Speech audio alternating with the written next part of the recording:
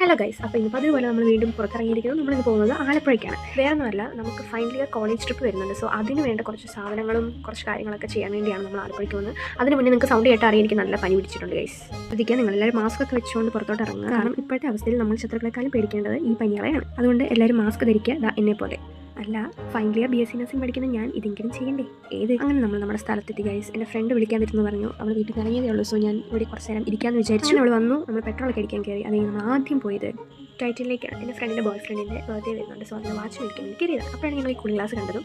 അത് കണ്ടു, ഇഷ്ടപ്പെട്ടു, തിരിച്ചു വെച്ചു. ഇതൊന്നുമല്ല, ഒത്തിരി ലക്ഷറീസ് ആയിട്ട് നടക്കാൻ ഞങ്ങൾക്ക് താല്പര്യമില്ല. അല്ലാതെ പൈസ ഇല്ലാത്തതുകൊണ്ടല്ല നമ്മൾ ഓരോ സാധനങ്ങൾ മേടിക്കണം. ഓരോ കടയിലും കയറി. എന്താണെന്നറിയില്ല, നമുക്ക് എന്തെങ്കിലും ഒരു ആവശ്യം വന്നാൽ ഒരു കടയിൽ കയറുമ്പോഴായിരിക്കും ഒരു കളക്ഷൻ കാണത്തില്ല. പക്ഷേ ചുമ്മാ പോയി ഒരു കടയിൽ നോക്കുവാണെങ്കിൽ നമുക്ക് ഇഷ്ടപ്പെട്ട സാധനങ്ങളെല്ലാം അതിൽ കാണും.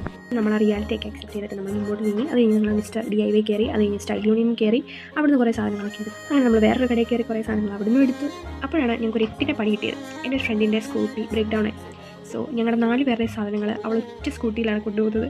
അതിന് രോദനവും ആ മുഖത്ത് കാണാൻ സാധിക്കും. വീണ്ടും നമ്മൾ ആ റിയാലിറ്റി അക്സെപ്റ്റ് ചെയ്ത് മുന്നോട്ട് പോയി. അങ്ങനെ ഞങ്ങൾ ഒരുവിധം പർച്ചേസിംഗ് എല്ലാം കഴിഞ്ഞ് കഴിക്കാൻ കയറി ഗൈസ്.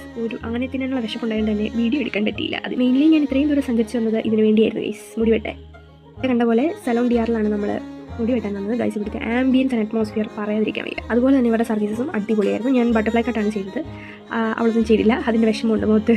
അപ്പോൾ ഇത്രയുള്ള guys. Do watch and support, like, share and subscribe. അടുത്ത വീഡിയോ കാണുന്നവരെ ബൈ.